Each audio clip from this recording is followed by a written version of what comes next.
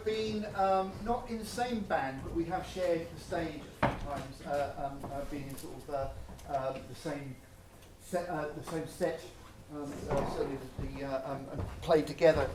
So Alan, as well as being a synth collector and musician, is also someone who has created in the past fanzines, and is a collector of fanzines, and is currently writing a book on the subject, and fanzines particularly from Coventry. Coventry area.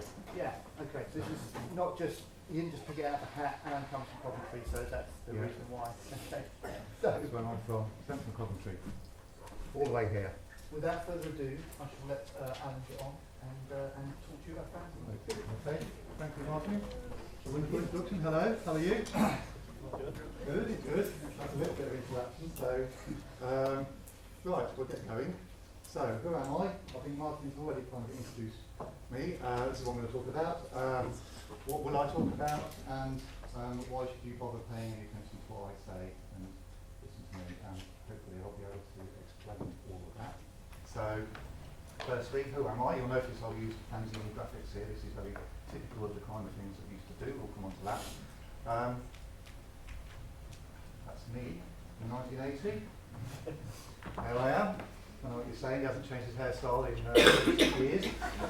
I did go through a few more colourful hairstyles, like many of you, and then I'll come back to it where I am now. This is with a few fellow fanzine editors. There's a lot of fanzines in Coventry. We'll see some of them, just a flavour. That one there going on is actually from the lesser fanzine, so we won't be talking about that too much. It just happens to be hanging out there.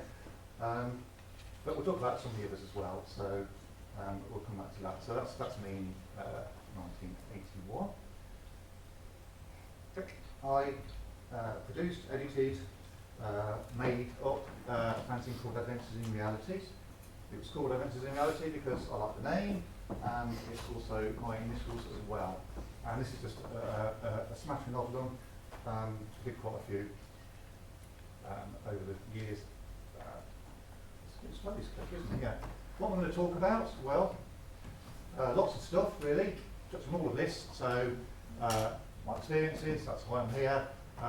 Techniques. We'll come to that. Particularly, that'll be very interesting.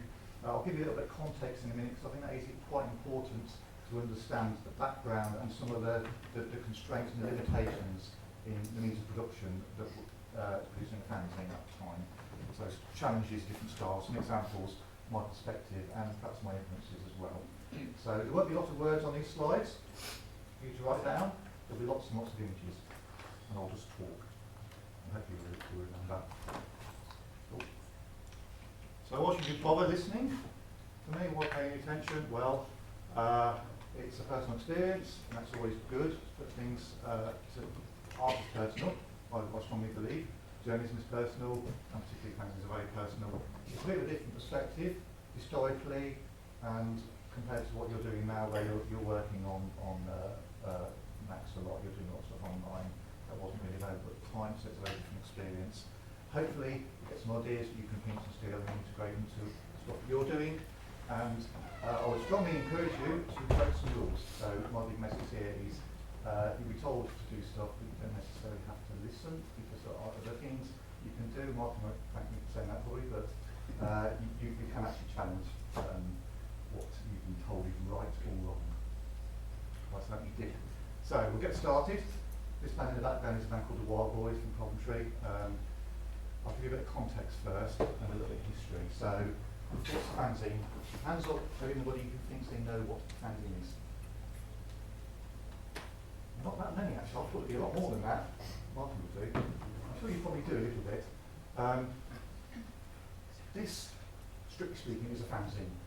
This is from the 1960s, I think 63 or something like that. So they've been going a long, long time. It's a fan magazine.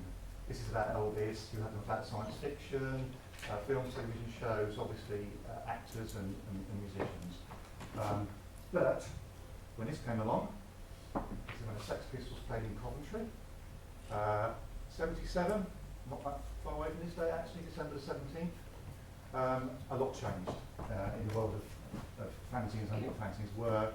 So they became used, and these are kind of examples of them. glue. I've heard of. First fanzine, very small little thing, really, just handwritten. I don't know if you can see that, but type, handwritten, photocopied, stapled. So just cheaply produced stuff, really. There's another couple of examples there, a bit bigger, so you can see that. As you can see, good old Johnny Rotten there and the Sex Pistols.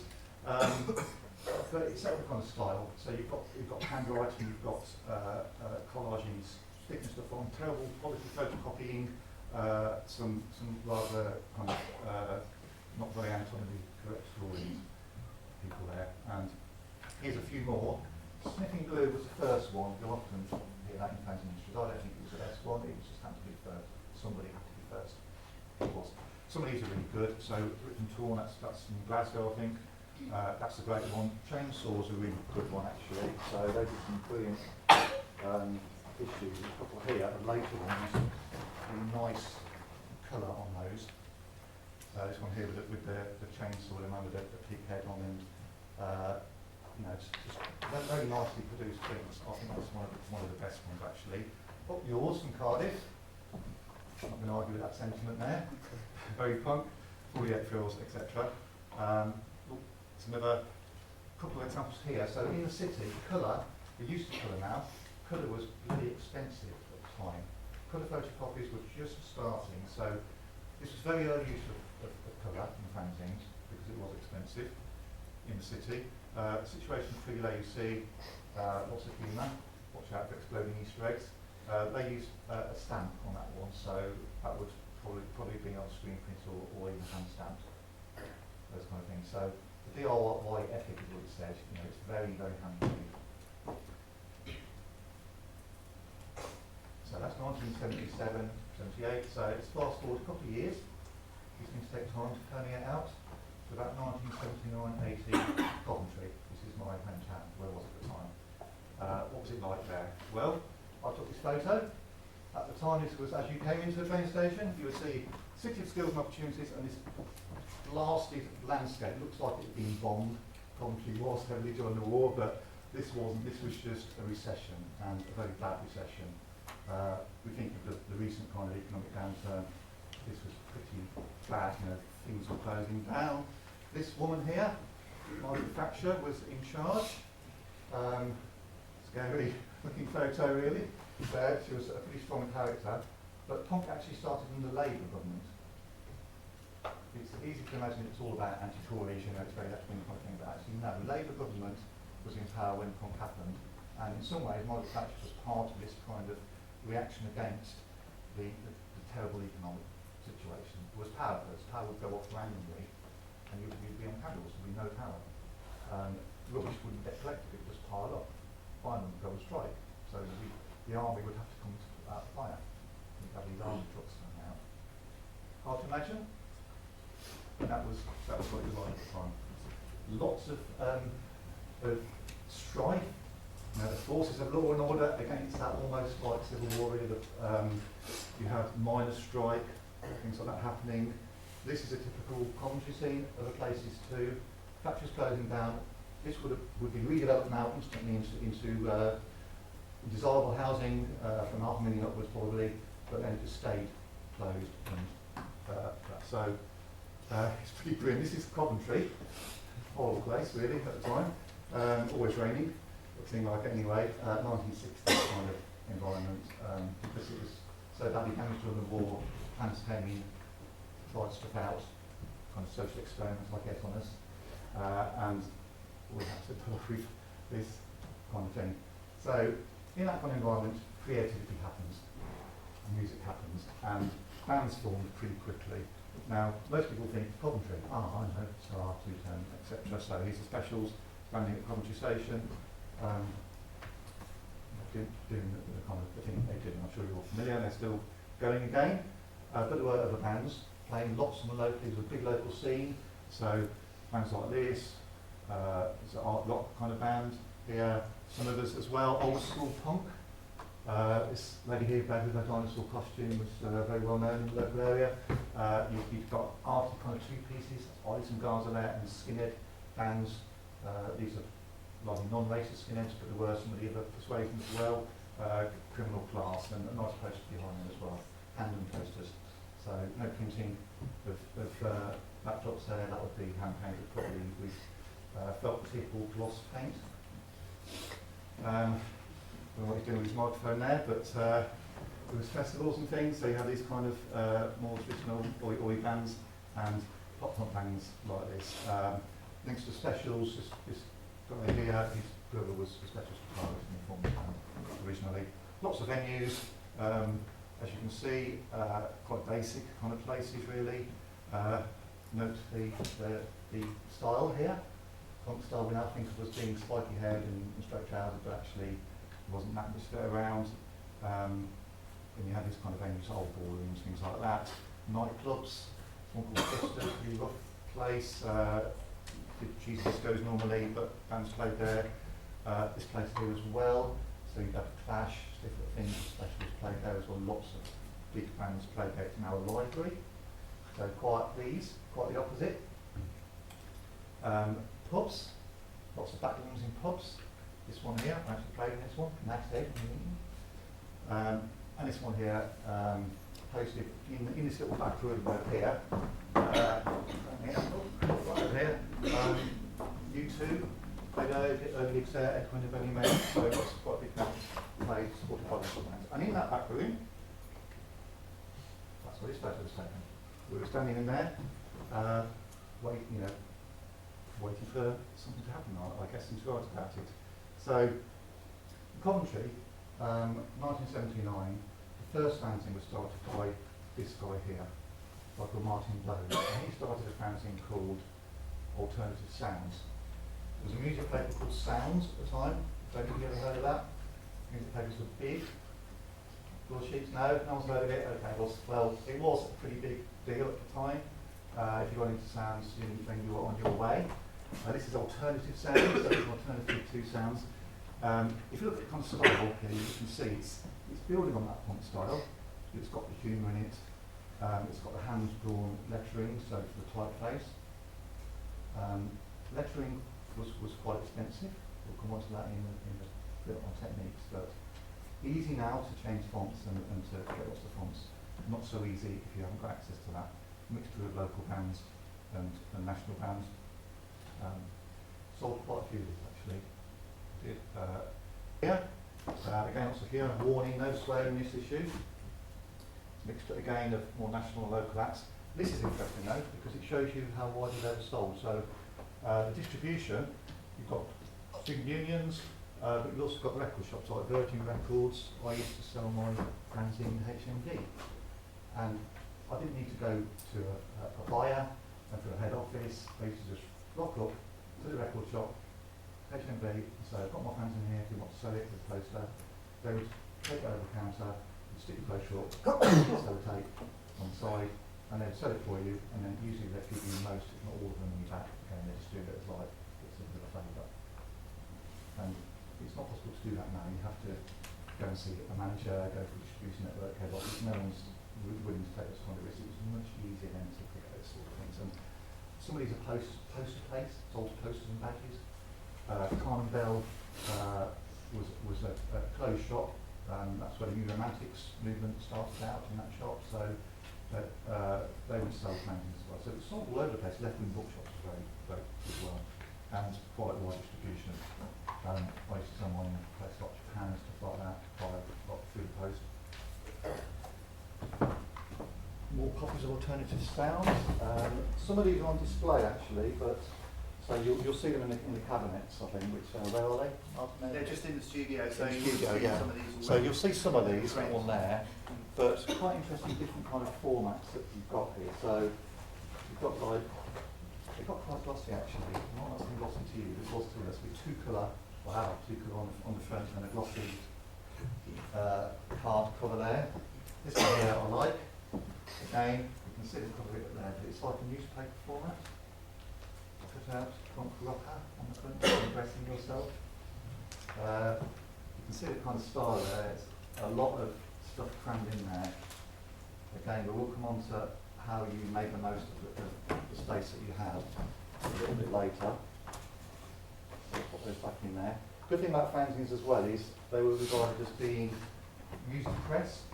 So I would get like, so this one here, for example, is a from Beggars Banquet, which is Bauhaus's record company. They would send me this with biogs, all the stuff in, including the band's home addresses and telephone numbers. So I could phone up to arrange to interview them, and I'd go in their house, or in the backstage at the gig and things like that. The access that you have doing the fanzine is great. That was part of the benefits of doing it. I would pay to get into gigs, I would pay to just phone up and ask for something to you. So really good stuff. Moving on, so that was Alternative Sounds. That was the first one, very inspirational to me. This guy here, Phil Clark, did a fanzine called Damn Latin, and again in the studio there's more examples of these. I think this is interesting because his first one here, 10pence, was really quite a small thing, you know, it was handmade. So, it's been on there, but it's like a checkbook. Here it is.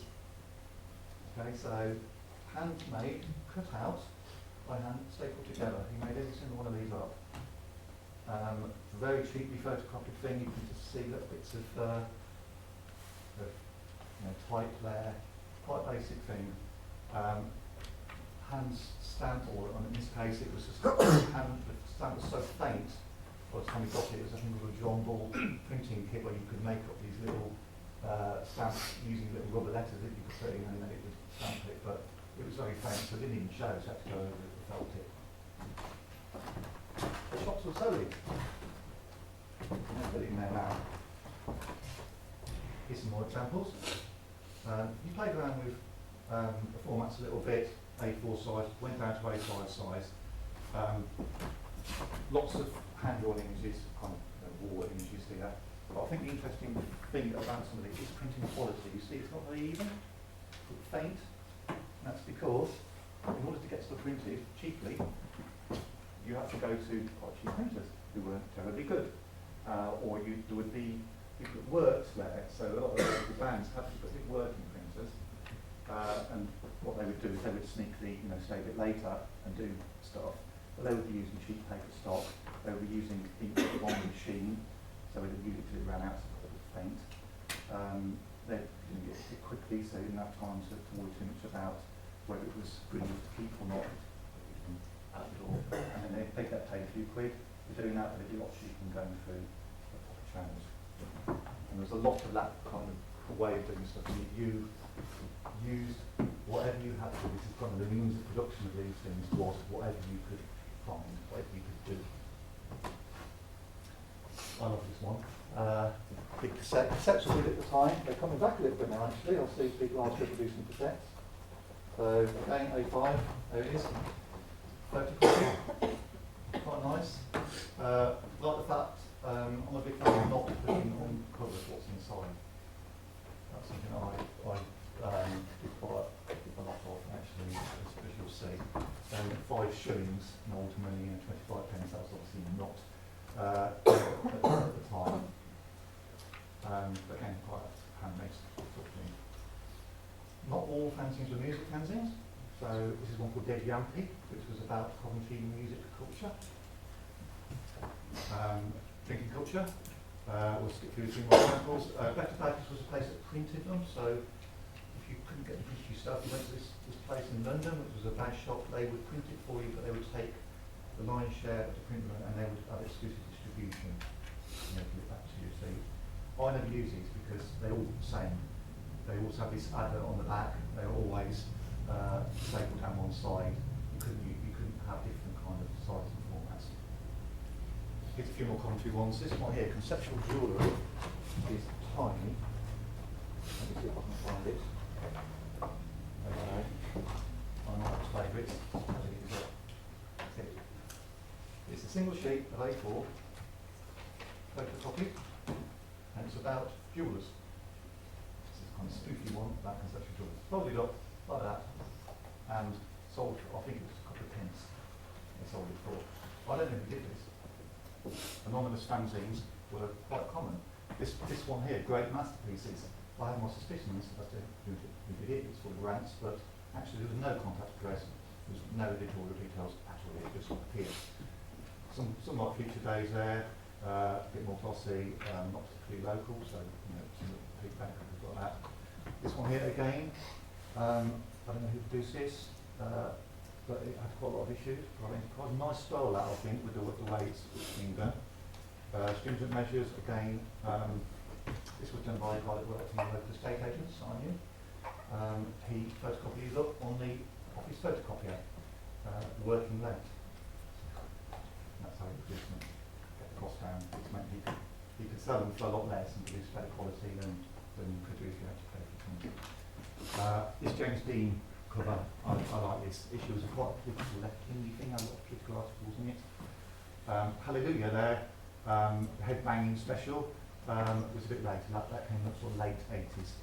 As you can see, quite an eclectic mix of bands there. Hawkwind, Jules the Punk Poet, something like TV, the Bill, Bible bashing, and anti-religion rants and things like that. So very common to mix things up, not just on one topic. And then just quickly finishing, Remington's Love Letter, nice use of colour here, and Hell with Poverty. I think that's a great cover there. I love the lettering, in fact, they've got the kind of celebrating the apocalypse coming, because it was still kind of Cold War time. Then there was a lot of tensions about things that were going on with nuclear weapons. Got a couple more, yes. This was produced antisocial by two 12 and 13-year-olds. It was not unusual for fanzines locally to be produced by kids that were still at school, very young. And I think that was because it was a way of them rebelling. They were in the system, they were controlled, they needed to rebel somehow, and this is how they could do it. And they latched onto it very quickly. Runaway Rhinoceros was a little one from going on. Nice kind of drawing there. The rhinoceros, I like rhinoceroses. I've used one on the cover of one of my fanzines. Quite made it, but we'll see later. And then there's me. So my fanzine, Adventures in Reality. This is the first issue. So as I said, trying to do things a little bit more unusually. So issue A rather than issue 1, so alphabetically, no content at all on the sleeve. Just a picture. This is I'm not sure how to pronounce this right. Piatoni is a futurist architect. A lot of people think this is Santalia. If you're familiar with Santalia, it looks very similar.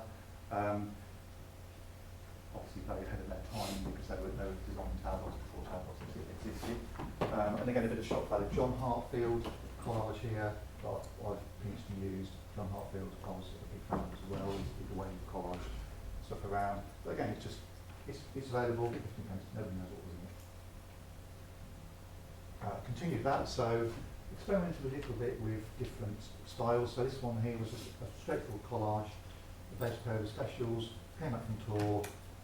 We collected all these old matchbooks and builds and things, and he just gave me a lot. So there you go. Use those if you want to. And I'll just collage them all on the front. So you've got like a bill for damage here. All the microphones are damaged on tour, and different tickets and receipts and things like that. Price point as well. Most of them tended to vary around sort of 25-30 pence. That seemed to be almost a constant. I had this thing about only charging exactly what it cost to produce. It's kind of left-wing evangelical. I should make a profit about this. This is a passionate thing. I'm doing it because it's important, not to make money. So, but I never knew how much it was going to cost until I've done them. So this one's 16 pence. That's exactly how much it cost me to produce it.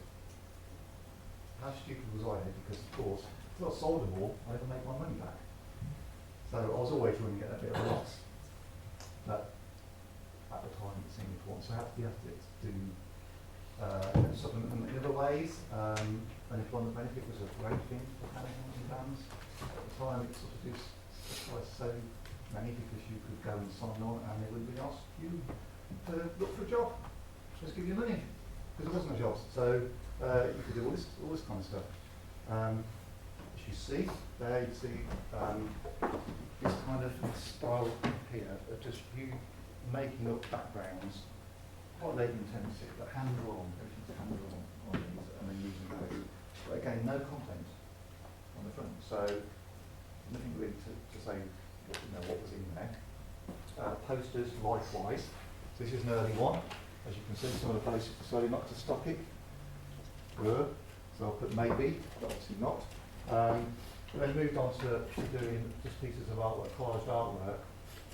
It's on sale. And you can see some of the different styles of lettering here. So when it's issue E there, that is using a stencil, a plastic stencil with a rotary pen on it, which leads behind the lettering. So because it's plastic and holding against the paper, it will start to come underneath. So you can do that kind of lettering there. Each letter you do, you have to then lift it off, clean it off, and do it again, and let it dry first before it stems the whole thing.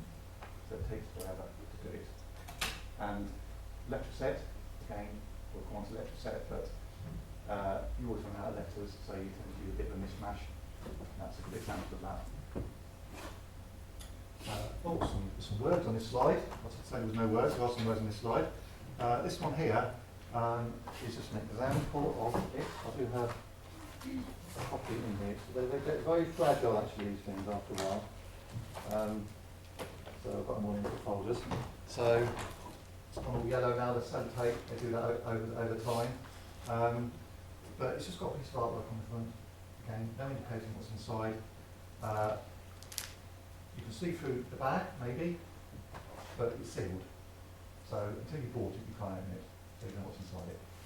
It could be music stuff, it could be something else. That's what was inside this particular one, but it may not be inside everyone. So you have band stickers, some, sort of stuff there, so music-y stuff, posters, things that people have given me as well. After used to include tea bags, stuff like that to make a cup of tea. And one of them, and I said that one of the pages was impregnated with coffee.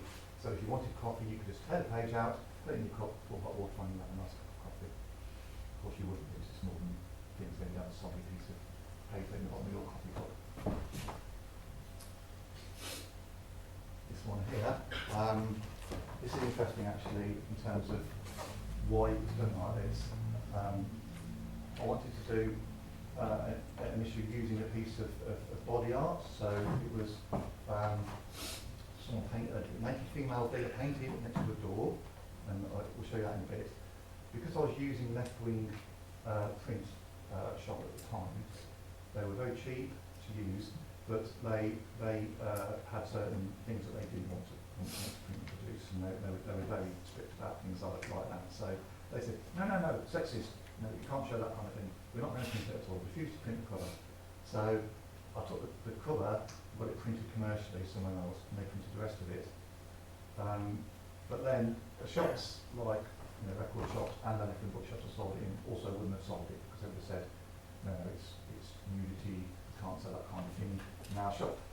So I had a bit of a problem then, because I thought maybe I can't sell to anybody or to anybody.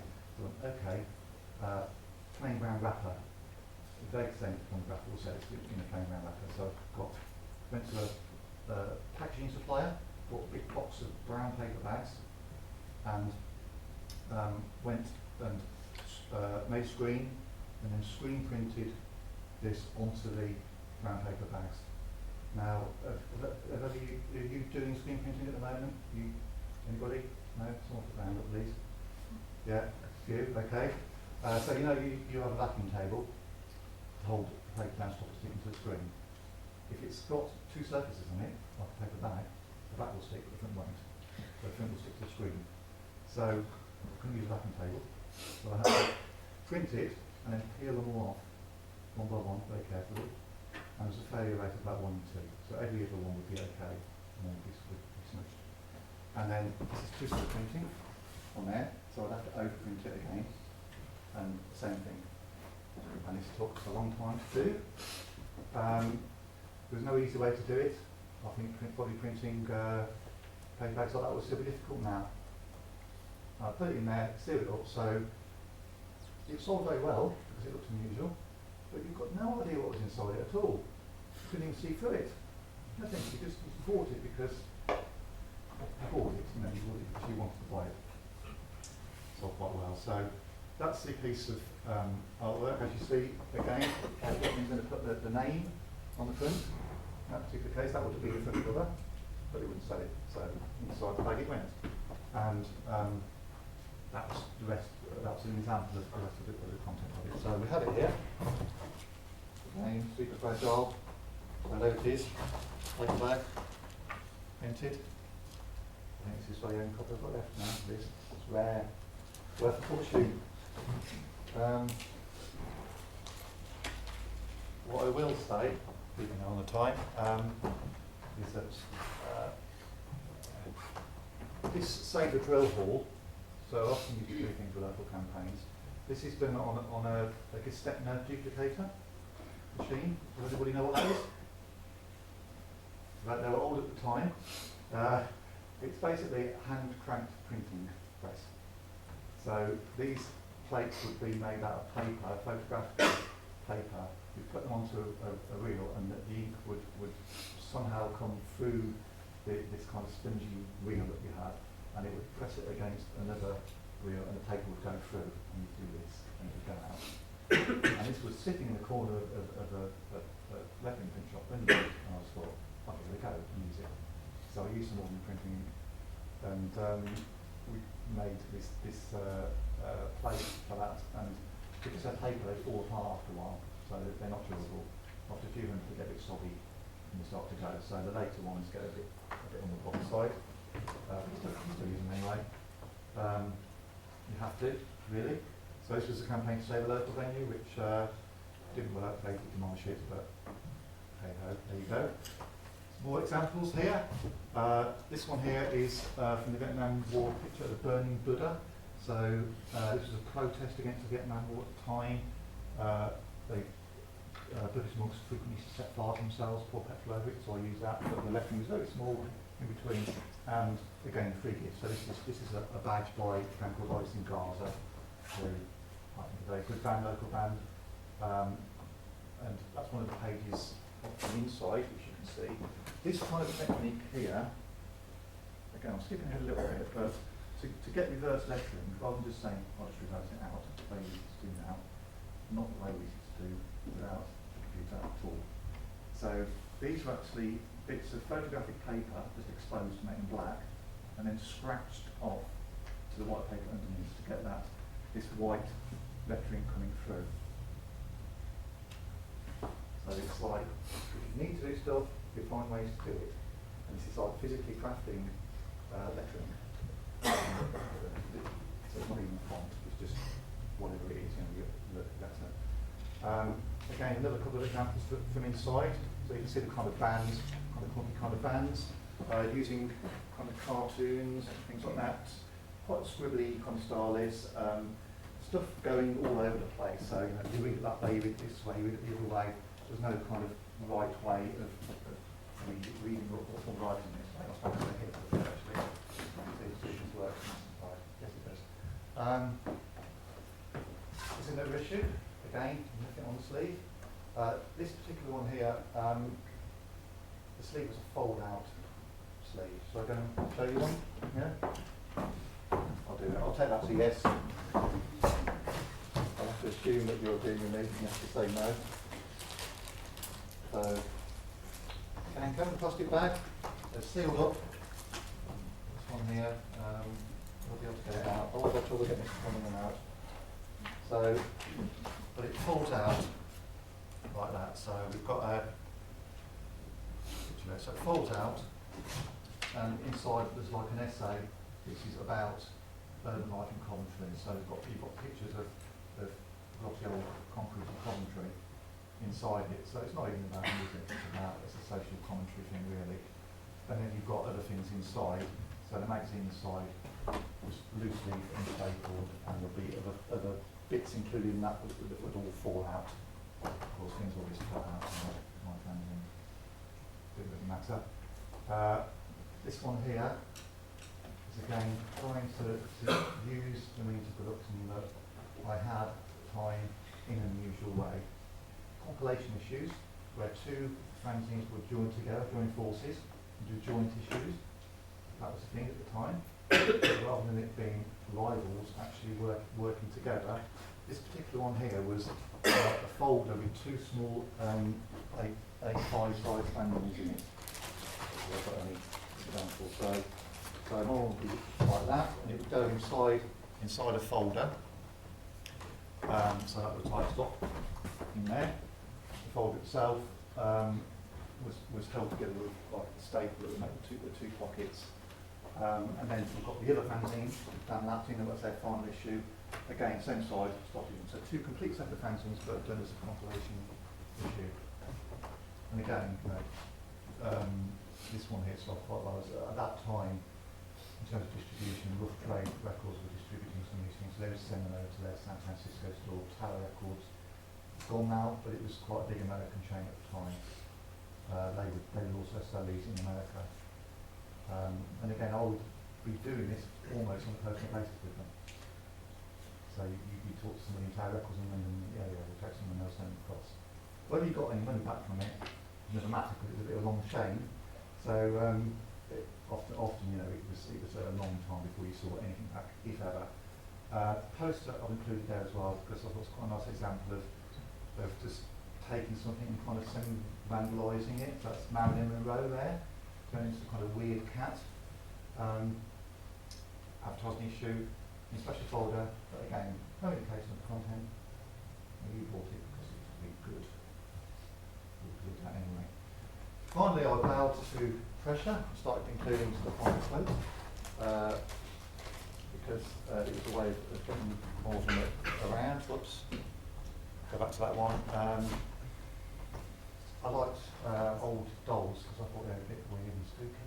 So we use those, but you can see again some of the cut-up techniques here, using letting go at different angles, the backgrounds. Here the different kind of things you cover, so you know, just a description of what happened travelling with a local band playing in Nottingham. Some personal views about something or other here, C&D National March says there, and just little reviews and things like that. This one here has been reproduced in quite a few books on fanzines, this particular sleeve here, using a kind of a childish writing technique. So if you're left or right-handed, you write with your other hand. It comes out like very like a child writing. And it looks quite convincing. You'll see again in the editorial use of like cartoons and sort of plasticizing those to make them more personal. The flexi-disc with it. Does anybody know about flexi-discs? Nobody knows flexi-discs.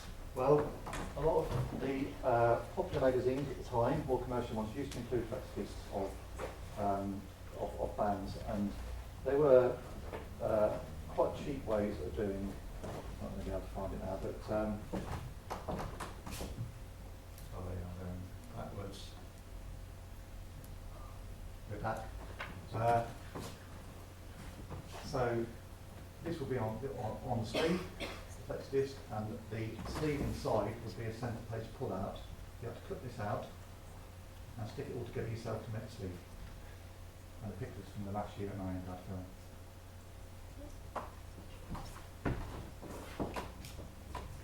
These are some of the final issues. So again, you know, just to give you an example of the different styles of lettering. So this is using bits of sliced up black paper to make letterings, a variety of different letter sets, and then looks like a bit of coffee can spill on that one there. And then just a drawing one, something I scribbled, I think not for the sleeve, but I just scribbled it at some point and I found it and thought I'll use that. So use that. The last one here was actually a compilation issue, so it came with a set. It had bands like SPK and Test Department experimental bands on it as well, but also interviews. A few years ago, I was asked to do a special edition or reissue by a band that I was in called Stress. So this was reissued on an American label. So I did two alternative sleeves for it. They went with the one that was actually just got duty stands, so it's got a reversed image of ourselves on it. But as I said, I like rhinoceroses, so I've always wanted to use this picture, which is from an anatomical book from the 18th century, I think, where they decided that it was far too boring just to have anatomical things, so they would put rhinoceroses in the background. Why is a rhinoceros grazing in the background of this? I don't know. It's a weird thing, but I thought that's brilliant. I've got to use that, and I will use it one day, I assure you.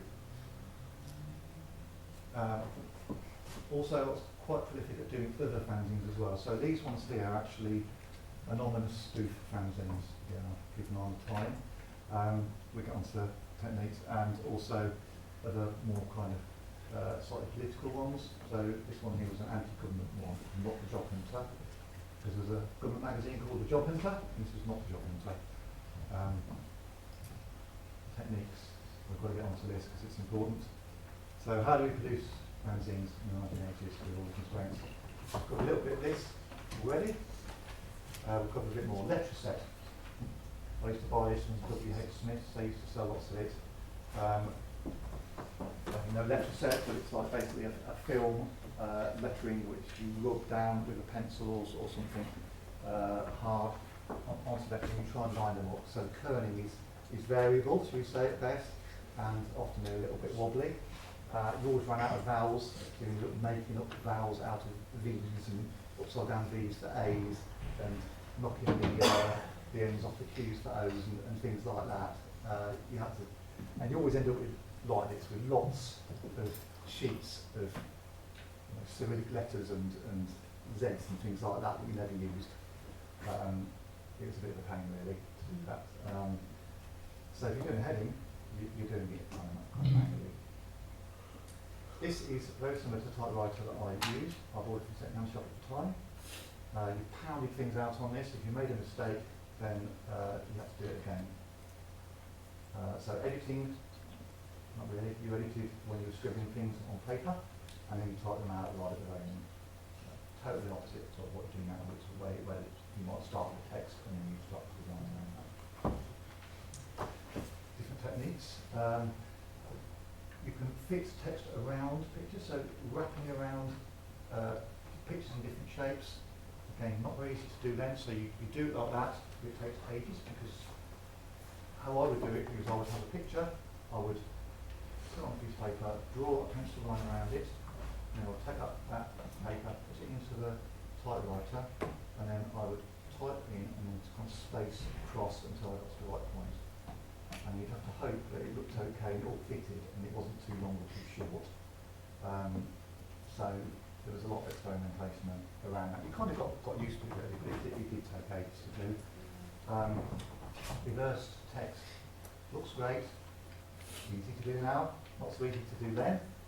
So there's a couple of ways I used to do it. One was photocopying onto clear sheets of acetate, and then taking them into a dark room. The local college had a dark room, and they had a place where they could do contact prints. I wasn't at that college at the time. I looked enough like a student just to be able to walk in there. Wasn't really need security checks, no door codes or anything like that. So I'll just go in there lunch time when there's no one in there, and I'd knock out a few of these, and then I'd take them back with me and cut them up and paste them. The other way of doing it is, as I've said before, is by scraping off photographic paper that's been overexposed. I find stuff lying around there, so I just gather it up and I'll use that as well. If you want to get stuff in, get as much as possible in, you might want to reduce the size of it as well. Cram it in. Perhaps went a bit too far sometimes on these things, so you can hardly read it. Photocopiers at the time had a zoom function, which makes things smaller and larger. So you could use that to enlarge type and reduce type. And the choice of fonts here is basically Courier, because that's your typewriter font, and that's all you have. You could do that by well, you have to have a bit of maths basically. You have to work out how it was going to scale down. So if you wanted to get something onto half size onto an A3, you have to work out how it's going to scale down. And particularly if you were trying to fit it around something, then that had to scale down too. So there was a lot of planning before you started doing stuff on this, because when you go into photocopy, you have to pay for that, and you've seen it go. If you got it wrong, that was junk, but you should be paying for every copy. There's only a few pence per copy, but it was a cost of production. So planning was actually very much key here.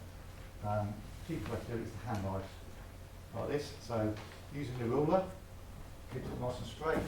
Well, as I said, if you're your left hand or your right hand, if you're left-handed, it'll give you a childish kind of font, which we've got a couple of examples here of using some of those. So this is reversed and flipped around picture. As I said, quite a long while to do. That's reduced type, so that's shrunk that down. Yeah, to get more in, even fitting it along the side there. How easy that is to read. And quite interesting using typex to do the wide lettering on there. So we'll come on to that as well. This is just completely handwritten, using different hand-done fonts, and that's an example of using this kind of left-handed stroke, right-handed, or other-handed handwriting just to have a kind of child's effect on typex was used, and if you made a mistake, you would white it out, using kind of a little white paint in the pot like that, or they had typex pens. It was great for doing lettering. So this is a poster done entirely using this typex pen, or white paint effectively, okay. Other things that you could do with it is slightly more crudely. This is a poster, so you just take a photo. This is a picture of me with my head blanked out on that. So it looks, it's got a nice kind of crude feel to it really. So it's almost like, you can see the brush marks on it. Some examples of these again in the exhibition. Felt tips and just having a scribbled background like that, and then just cutting out some type text and then sticking it over the top with a good old prick stick. I did use flame out on this, but it seemed to go everywhere and reading, and it was a bit horrible. So prick sticks are really good. Unfortunately, they don't last the test of time, so all of the original art that I've got is all peeled off now and it's all falling off. So it's not very durable. But that's quite a nice effect. When that's printed or photocopied, it's quite a nice effect. The other techniques are tearing. So ripping black paper, you get this nice feathered edge on it. Yeah, and that gives this kind of effect if you put it onto a piece of black paper. It's quite nice, isn't it? Do you think? Yeah? I think so. Good old stainless steel ruler, very useful. So just scribble away on the edge of it, and then like that. So you can use it to do different shapes and styles of edging very quickly, very easily. I don't know how long it will take you to do this if you're doing it on a computer, on a Mac or something like that. But it might probably take you as long, I would say, to do that. It's very quick and easy to do, and it means you can shape it to whatever stage you've got. Traditionally, there's a lot of cutting and pasting. So cutting and pasting meant cutting and pasting. So you'd be chopping out lines of text like that, and you would stick them onto a background like that. Just often quite random backgrounds I used to use, and then it would come out like that. So you photocopy or print or something like that. You didn't always get a lot of definition between the white and the background, because you've got a large background. So what you could do is just go round it. Not particularly well in this case, but you could do it a little bit neater to actually accentuate that, and that would just make it stand out a lot more.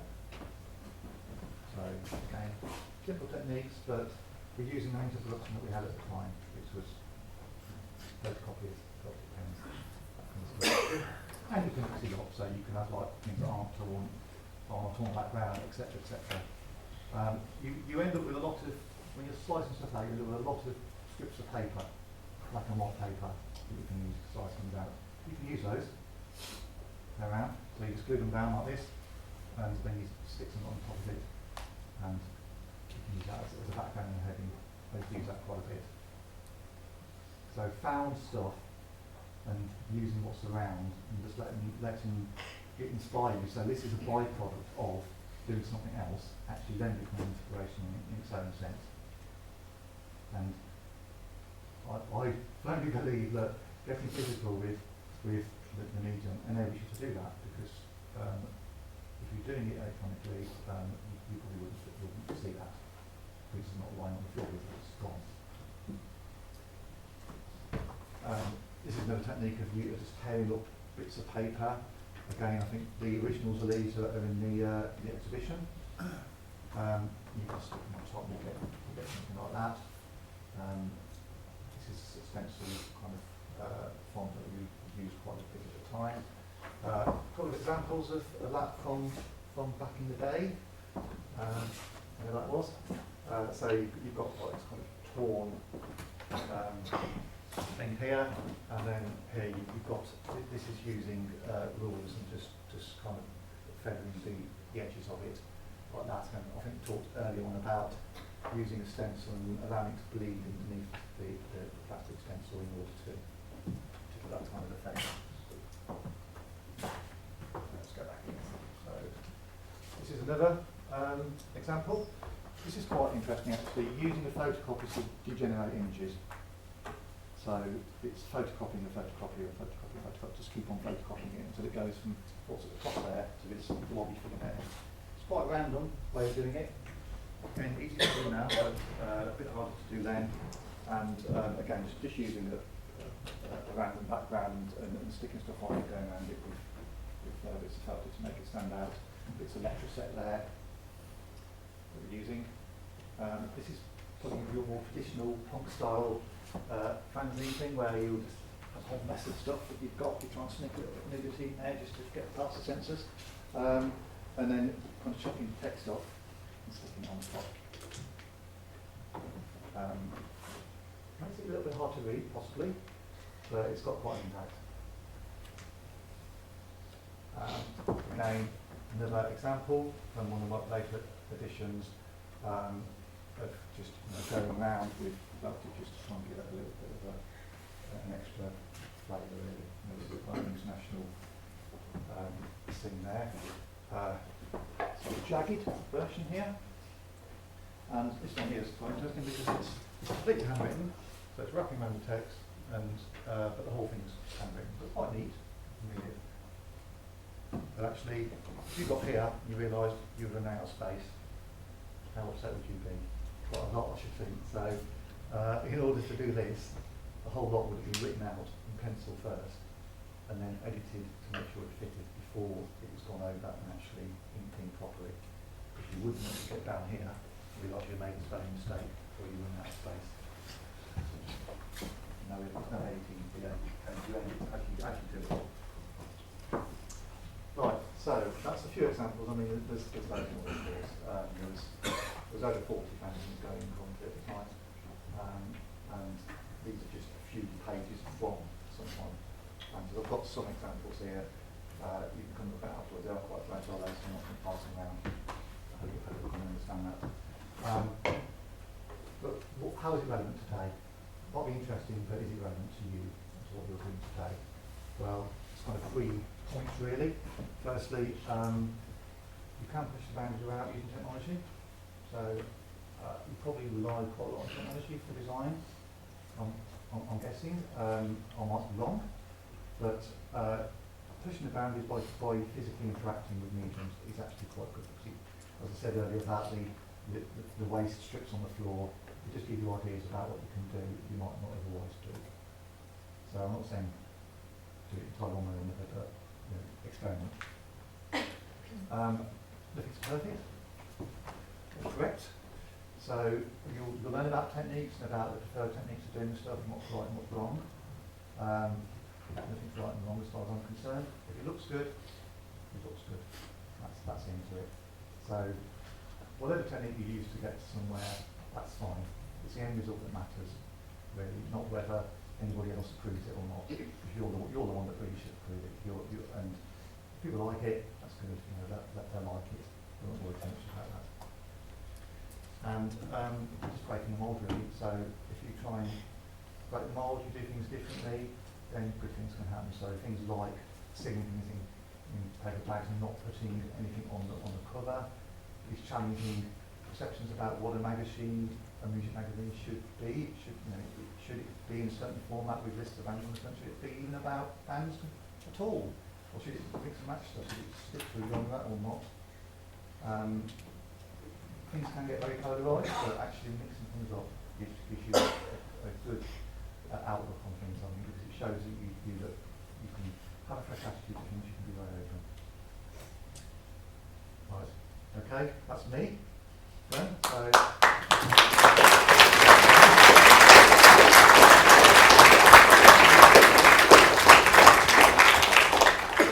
I think I'm on time on it, just about. Yeah. Questions? Right, okay, one there. Most of the fanzines seem between 10 and 30p. I noticed at some points gig entry was 50p. Is that as cheap as it is today, or was that like equivalent to a couple of quid? Gig entries were a bit cheaper than they are today. I think they're very commercialised now. They tend to make a lot of money. So local bands would be cheaper. So gig entry prices, yes, they vary depending on the state of the band, exactly as they do now. But 20 and 30 pence would be equivalent to, I don't know, say, a pound or something like that now. I used to go around and sell them in gigs. I also sometimes used to go out into pubs and sell them. And that was very risky because I had blue hair like you at the time. I was very weedy, still am. And these full of drunk yobs basically, and I was trying to sell them a fanzine I wasn't interested in particularly, but I just did it for some reason. I don't know why I'm looking at it. Thank you. Yeah. Any more? Yeah, one here. How do you feel that the digital age is impacting on zine culture? Like a lot of zines, for example, now can be published online and not in a physical format. Do you think that kind of ruins the aesthetic at all? Or There are zine fairs still, so yeah. it's coming back to a bit, but not so much music fanzines really. It tends to be more like zines and art zines and poetry and things coming in as well. So I think it had to go online really because it gave you that reach. And the challenges that we have in production were there out of necessity. They're only because we thought it's really good and making things really hard for ourselves trying to type all this stuff out. So once that started to open up, yes, it was embraced, and it gave that global reach. So in order for me to sell something in Norway, I had to post it to Norway. Paper's heavy, costs a lot of money. We go to Norway, I'd be hoping that the person that said they'd sell it for me was going to actually sell it and give me money back.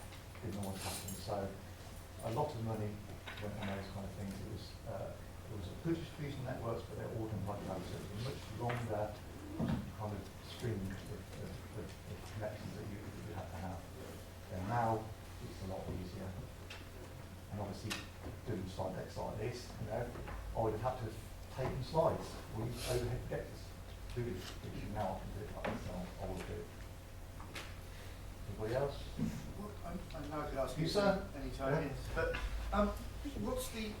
You talk about the design. It's all about the format and the design. But how good was the quality of some of the content, the writing? So do you know of anyone that actually went on to write actually write for major magazines? There were people that went on to write for major magazines, yeah. I don't know anything personally, but Yeah. quite a lot of them went on to write for NME and Sounds and things like that. I did some writing for national music magazines myself. Yeah. You can ask me to remember who now. I can't. Sorry. Sorry. But yeah, so there was a crossover. I think more so into music. So it's like say Morrissey from Smiths, he had a Bowie fanzine, which is more fanzine actually. Mark Perry, who produced Sniff and Blue, he had a fanzine. So a lot of people producing fanzines actually went into music as well. And I think it's because in that culture they mixed a lot and they just made those connections and saw it actually wasn't that hard to do. So how much time was spent on the content? The content as opposed to the balance between creating creating the fanzine and writing the content? it was a mix. I used to spend quite a lot of time sometimes on content, but I used to invite contributions as well. So I'll get lots of contributions in. Some of them weren't that good, but I still would include them anyway, because I thought it wasn't about me censoring and editing stuff by saying, by being a bit too long about it. So you could spruce it up with a bit of visuals to make it more interesting, even if the content wasn't great, it could still be good. But again, I think it was always a personal view in the fanzine. That's one thing about it. So I used to do regular rants about things I weren't happy about and other people did too. Anybody else? I've got it. Yeah. The sort of boxing out of the text is quite interesting. Did it get quite competitive between different fanzines about who would do it, who would come up with a new way of doing it and different ways of kind of exploring that? Because it seems like quite a common theme throughout a lot of the fanzines. There was a lot of copying Yeah. going on, but the culture was about plagiarism, copying, not direct plagiarism, but actually, reusing images without permission. So copyright problems beyond now were just ignored and they weren't really an issue. So very small and local things. But yes, you did copy techniques. Of course, there's a lot of very derivative fanzines around, I have to say, that look very, very similar. And that's partly why the better badges, so we can find an example of a better badge fanzine somewhere. So I think that's one there. They all tended to look very similar because they were printed in a similar way, and the company that was producing better badges tended to like certain styles. So they'd all look a little bit similar, and that's why I never bothered to go in for that, because I didn't just want to stick with one particular format, and I didn't really want somebody else saying I was good enough to be printed by them. If they didn't want to print me, I'll print it myself. Does that answer your question or not? Yeah, I mean, to what extent one influenced the other, I can't say. I know people said that I've actually had an influence on some of those, but I in turn, I looked at some of the ones like Chainsaw and some of these things like that. I thought that's great.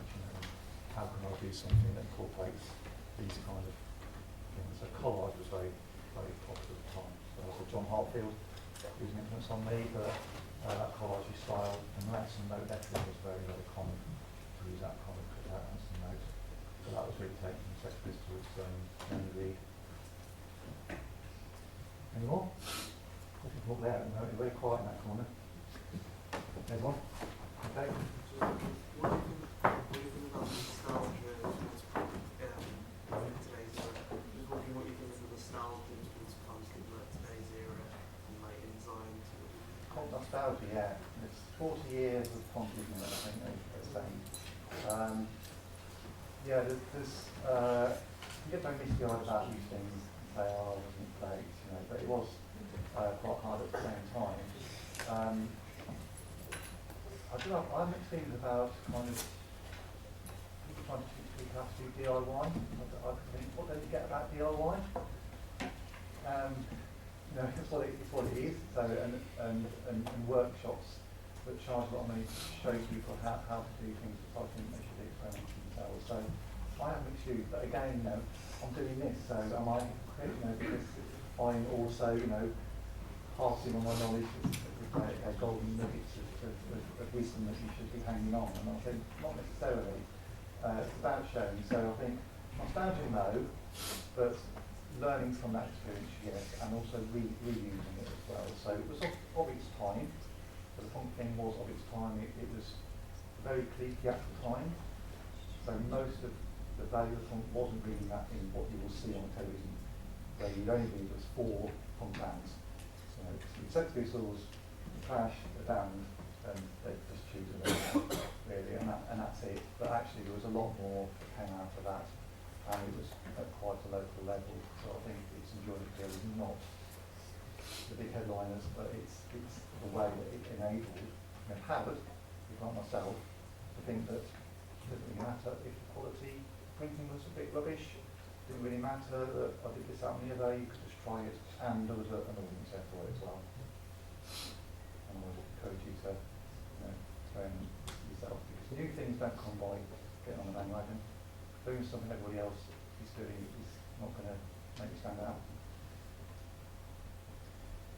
That's our preaching. Anybody else? I think I was just going to mention that you gave away some quite interesting things at the Fanzine.